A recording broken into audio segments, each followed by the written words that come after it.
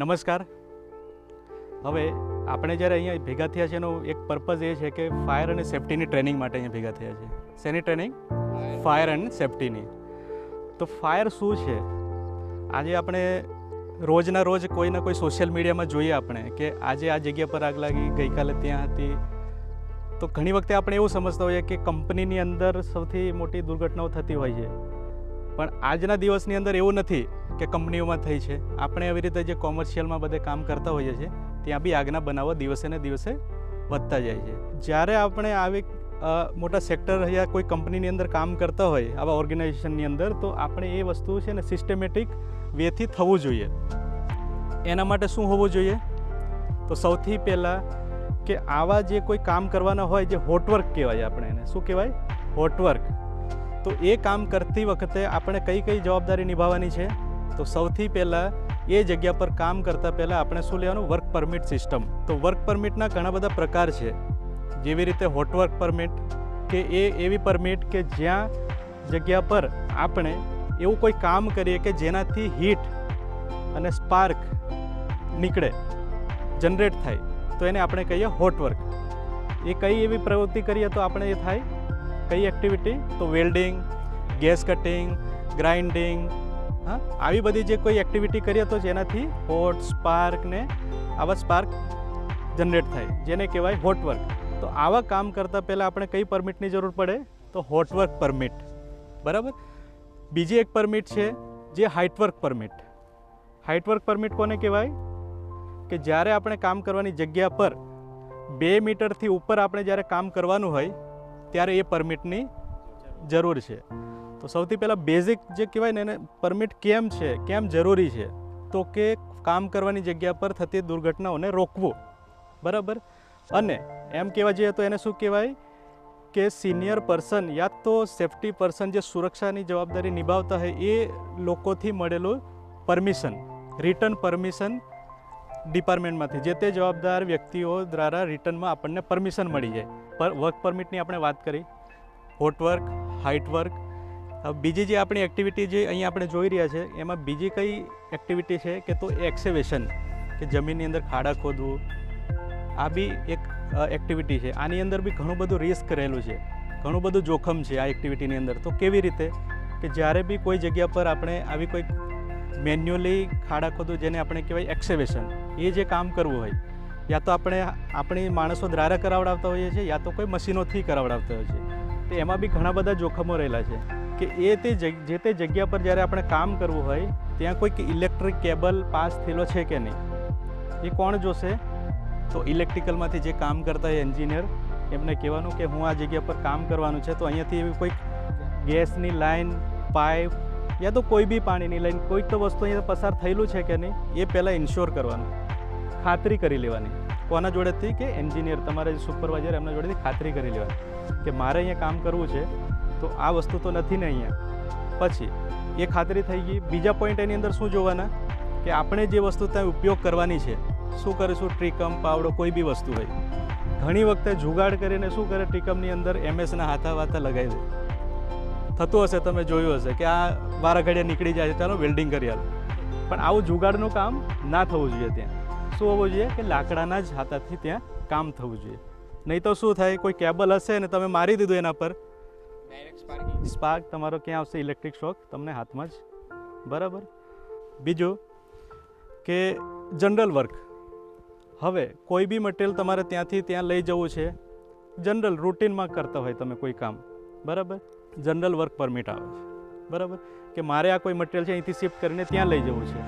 એમાં ઘણી મોટી કોઈ એવું ખાસ વસ્તુની ધ્યાનમાં નથી લેવાની, પણ શું હોય છે કે જ્યાં જ્યાં પીપીસ રિક્વાયર, પીપીસ કોને કહેવાય? Personal protective equipments. General work માટે શું શું હોય? કે helmet, hand gloves, safety shoes. અને મારે જે તે કામ કરવા માટે મને જવાબદાર વ્યક્તિએ કીધું છે કે નહીં, એક એની રિટર્નમાં પરમિશન હોવી જોઈએ.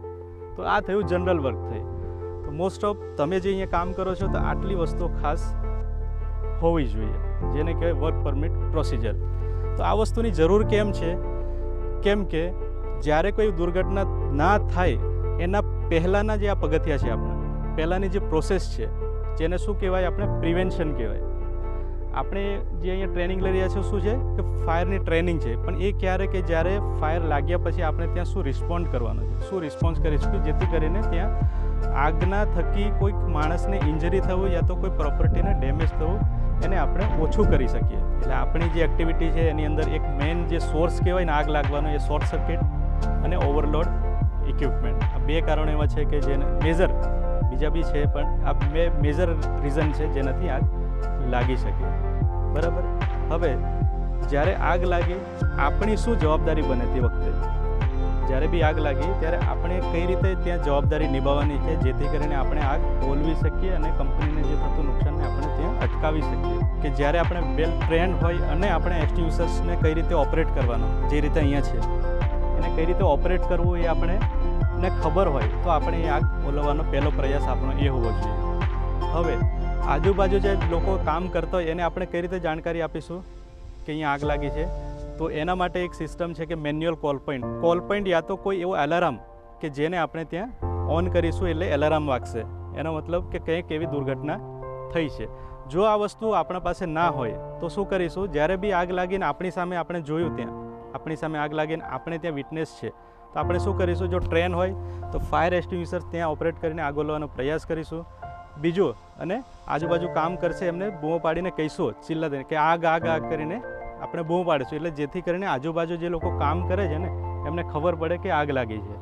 આપણને ટ્રેન પર્સન છે, આપણને ઓપરેટ કરતા આવડે છે તો આપણે આગને ઓલવવાનો પ્રયાસ કરીએ. બરાબર. અને તરત જે તે સુપરવાઇઝર હોય એને આપણે જાણ કરીશું કે અહીંયા આગ લાગી છે. બરાબર.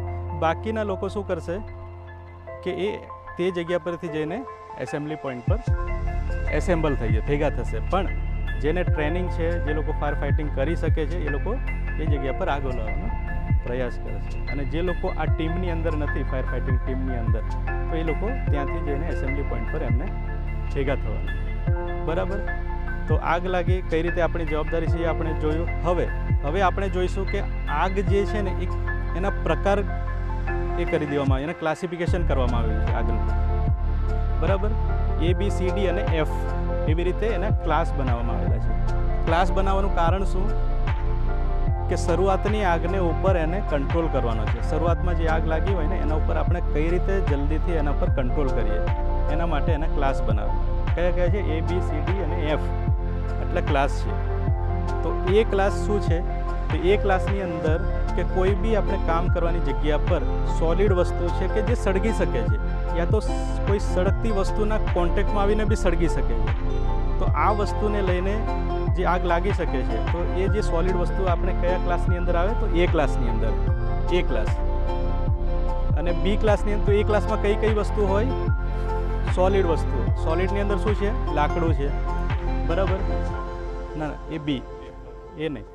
સોલિડ, પેપર, ક્લોથ, જેટલી બી આ સોલિડ વસ્તુઓ છે ને એ બધી એ ક્લાસની અંદર આવે. બી ક્લાસની અંદર શું હોય કે લિક્વિડ, કે કોઈ બી એવા પ્રવાહી કે જે સળગી શકે છે, એ કયા ક્લાસની અંદર આવે? તો બી ક્લાસની અંદર. અને સી ક્લાસની અંદર ગેસ, કોઈ બી આપણી પ્રોસેસમાં જ્યાં સળગી શકે એવો ગેસ યુઝ કરતા હોય તો એ સી ક્લાસ. અને ડી ક્લાસ એ મેટલ. બરાબર. મેટલની અંદર ફાયર થઈ તો એ ડી ક્લાસ. અને ઈ ક્લાસની અંદર આપણે ઇલેક્ટ્રિક ફાયર. બરાબર. અને બાકી એફ જે આપણે કિચનની અંદર છે. બરાબર. તો આટલા ક્લાસ કરી દેવામાં આવે છે. તો એ ક્લાસની જ્યારે આગ હોય તો આપણે કામ કરવાની જગ્યા પર આપણે જોઈશું કે અહીં એવી કઈ વસ્તુ છે કે સળગી શકે છે, જેને આપણે એ ક્લાસ. તો એ જગ્યા પર આપણે એ ક્લાસને ઓલવવા માટે આપણા પાસે કયા અગ્નિશામક યંત્ર છે એ આપણે ખબર હોવી જોઈએ. તો એ ક્લાસની આગને ઓલવવા માટે કયા એક્સટિંગ્યુશર્સ યુઝ થાય છે અને આપણી પાસે કયા કયા છે? તો અત્યારે આપણા જોડે એક છે ABC ટાઈપ ફાયર એક્સટિંગ્યુશર્સ. કયો છે આ? ABC type fire એક્સટિંગ્યુશર્સ. ABC type fire extinguisher કેમ કહેવામાં આવે છે આને? કે આ એ ક્લાસ અહીંયા લખ્યો છે, એ ક્લાસ, બી ક્લાસ અને સી ક્લાસ, ત્રણ પ્રકારની ક્લાસને ત્યાં ઉપયોગ થઈ શકે એટલા માટે આને ABC એક્સટિંગ્યુશર્સ કહેવામાં આવે છે. CO2 કાર્બન ડાયોક્સાઇડ કયો એક્સટિંગ્યુશર્સ છે? Carbon dioxide એક્સટિંગ્યુશર્સ. આ કયા પ્રકારની આગને ઓલવવા માટે છે? તો કે ઇલેક્ટ્રિક ફાયરની અંદર આને ઉપયોગ કરવામાં આવે છે. જો બી કોઈ તમારા કામ કરવાની જગ્યા પર ઇલેક્ટ્રિક પેનલમાં આગ લાગી હોય યા તો કેબલની અંદર કોઈ આગ લાગી હોય તો એને આપણે ઉપયોગ આ એક્સટિંગ્યુશર્સનો થઈ શકે એ જગ્યા પર, કે કોઈ બી સળગી શકે એવા પ્રવાહી હોય એને ઓલવવા માટે આપણે એબીસી બી યુઝ કરી શકીએ છીએ. પણ બીજો એક એક્સટિંગ્યુશર્સ આવે છે જેને કહીએ આપણે foam fire extinguishers. Foam fire એક્સટિંગ્યુશર્સની અંદર શું હોય છે, પાણી અને એક FFF કરીને એક સોલ્યુશન હોય. એ સોલ્યુશનથી એને આપણે એ સોલ્યુશન એક્સટિંગ્યુશર્સની અંદર હોય એટલે એનાથી આપણે એને ઉપયોગ કરી શકીએ. બરાબર. તો આ બી ક્લાસ. સી ક્લાસની અંદર ગેસ, પણ અહીંયા એવું કંઈ છે નહીં આપણે, પણ તો બી ગેસની જ્યારે ફાયર હોય તો એની અંદર આપણે એબીસી ટાઈપ ફાયર એક્સટિંગ્યુશર આપણે યુઝ કરી શકીએ. આપણે પહેલાં જોયું કે કયા પ્રકારની આગ હોય, ABCD અને F જોયું. બરાબર. હવે એ ક્લાસિફિકેશન આપણે જોઈ લીધું. હવે શું જોઈશું કે એના પર આપણે ફાયર એક્સટિંગ્યુશર કઈ રીતે ઉપયોગ કરવાના છે એ જોઈ લઈશું. તો પહેલાં તમને બતાવી દઉં કે આ જે CO2 એક્સટિંગ્યુશર્સ છે તો આપણે કઈ રીતે એને ઉપયોગ કરવાનો છે. બરાબર. તો સૌથી પહેલાં શું કરીશું, જે જગ્યા પર લાગી હોય, આગ લાગી છે એ જગ્યા પર એને લઈને જશું. લઈ જવાની પ્રેક્ટિસ આવી રીતે હોવી જોઈએ. યા તો આનાથી વધારે વજન હોય તો આપણે એને આમ મૂકીને લઈ જઈ શકીએ, આમ દોડીને. બરાબર. પણ જ્યારે ઓછું વજન હોય, વેટ ઓછું હોય 2 kg, તો આપણે આવી રીતે બી લઈ જઈ શકીએ. હવે જે જગ્યા પર પહોંચીએ ત્યારે શું કરવાનું, આપણે ડાયરેક્શન એનું જોઈ લીધું કે પવનનું દિશા કઈ બાજુની છે. બરાબર. તેના ક્રોસ સેક્શનમાં જ આપણે ઊભા રહીને ફાયર ફાઇટિંગ કરવાનું. ત્યાં પહોંચ્યા પછી શું કરીશું કે સેફ્ટી પિન પહેલાં રિમૂવ કરવાની. અને એક મેથડ છે જેને આપણે પાસ સિસ્ટમ કહેતા હોય. બરાબર. તો પહેલાં પુલ ઓફ ધ પિન એટલે સેફ્ટી પિન ત્યાંથી રિમૂવ કરી, આ રિમૂવ કરીને પછી આના પર બેઝ પર આનો નોઝલ બેઝ પર રાખીશું. આવી રીતે બેઝ પર કરી લીધી અને એને બેઝ પર કર્યા પછી આને એન્ટી ક્લોકવાઇઝ ફરાવવાની છે. હવે એક ખાસ વસ્તુનું ધ્યાન રાખવાનું કે જ્યારે બી આપણે એને ઓપરેટ કરીએ એનું હેન્ડલ જ્યાં પકડવાનું ત્યાં જોવું જોઈએ. કોઈ બી વસ્તુ પર મેટલ પાર્ટ પર આપણે ટચ નહીં કરવાનું. આ હેન્ડલ છે તો હેન્ડલ પર જ એને ટચ કરવાનું. હવે આ જે છે ને એક્સટિંગ્યુશર્સ કયા છે, ફર્સ્ટ એડ ફાયર એક્સટિંગ્યુશર્સ. એટલે શરૂઆતની નાની આગ છે એના પર જ કંટ્રોલ કરવા માટે છે. જ્યારે એને મોટી આગ થઈ જશે તો આ ઉપયોગમાં નહીં આવે. એટલે શરૂઆતની આગને ઓલવવા માટે જ. એટલે એક વખત ઓપરેટ કર્યા પછી 1 મિનિટથી ઓછા સમયની અંદર એ ખાલી થઈ જશે. બરાબર. તો શરૂઆતની અંદર જ આને આપણે ઇમિડિયેટ એને એપ્લાય કરવાની. બરાબર. હવે એબીસીની અંદર શું જોઈશું, તો એમાં બી પેલી સેમ સિસ્ટમ છે જે પાસ સિસ્ટમ. સેફ્ટી પિન ત્યાંથી રિમૂવ કરી. બરાબર. અને આનો જે બેઝ ખરો ફાયરને ત્યાં રાખીશું અને અહીંયા વાલ્વ આપ્યો છે નોઝલ, જેને આપણે પ્રેસ કરીશું. બરાબર. આ એની પ્રોસેસ છે. પેલો ટેગ રિમૂવ કર્યો, ત્યાંથી સેફ્ટી પિન રિમૂવ કરી. બરાબર. ઘણી વખતે આ વસ્તુ નહીં હોતી અમુકમાં, તો ધ્યાન રાખવાનું. બરાબર. પવન આ સાઈડનો છે. બરાબર. એટલે આપણે આવી રીતે મિનિમમ ડિસ્ટન્સ રાખવાનું. આપણે 1 મીટર 1.5 મીટર જેટલું ડિસ્ટન્સ રાખીને પછી એના ઉપર ફાયર ફાઇટિંગ.